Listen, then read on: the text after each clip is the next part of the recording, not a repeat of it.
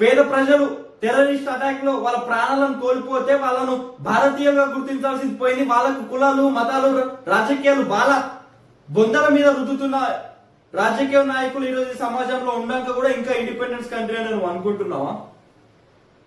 ఎంతో మంది మహానుభావులు ప్రాణాలు కోల్పోయి వాళ్ళ ప్రాణాలు పణంగా పెట్టి ఈరోజు స్వతంత్రం తీసుకొస్తే టెర్రరిస్టుల నుంచి ప్రజలను దూరంగా ఉంచాల్సిన ప్రభుత్వమే గార్సియా లాంటి లుచ్చ నా కొడుకులను ఎంకరేజ్ చేస్తుంది. వాళ్ళని సపోర్ట్ చేసిన వాళ్ళని కూడా లోపలేకుండా బయట ఉంచుతుందంటే ఇంకా కూడా ఈ దేశం స్వతంత్రంగా ఉందని నువ్వు అనుకుంటున్నావా?